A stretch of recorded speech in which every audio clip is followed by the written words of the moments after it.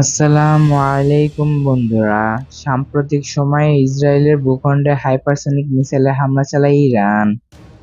আপনারা জানেন ইসরায়েল ও ইরান নতুন করে যুদ্ধে জড়িয়ে পড়তেছে।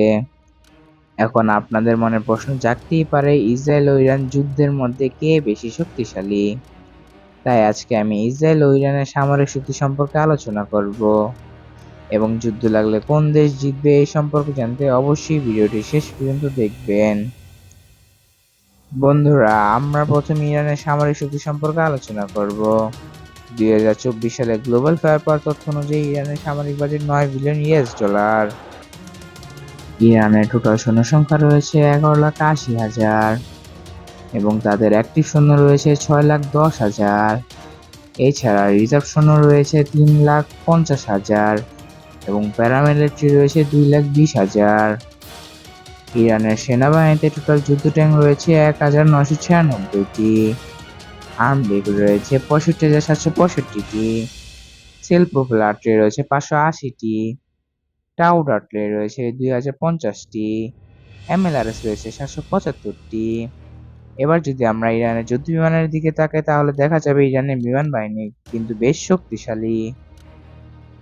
ইরানের বিমান বাহিনীতে টোটাল যুদ্ধ বিমান রয়েছে 551টি, অ্যাটাক যুদ্ধ বিমান রয়েছে 186টি, অ্যাটাক হেলিকপ্টার রয়েছে 13টি।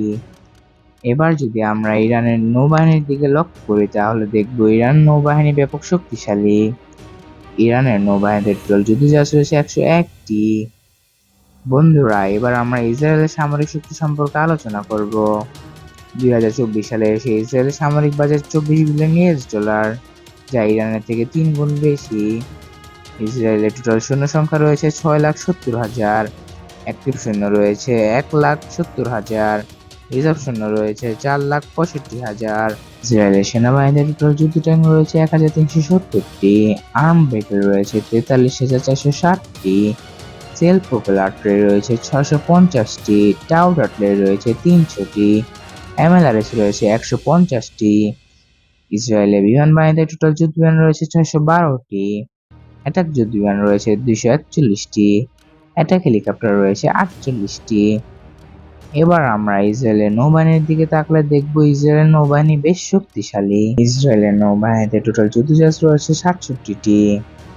বন্ধুরা, ইসরায়েল ও ইরান যুদ্ধ লাগলে কে জিতবে এই সম্পর্কে কিছু কথা বলবো। ইসরায়েল যদি মুসলিমদের উপর আক্রমণ বন্ধ না করে তাহলে ইরানের প্রেসিডেন্ট ইসরায়েলকে পৃথিবীর মানচিত্র থেকে মুছে দিবে। বন্ধুরা, ইসরায়েল ও ইরান যুদ্ধে কে জিতবে আপনাদের কি মতামত অবশ্যই কমেন্ট করে জানাবেন।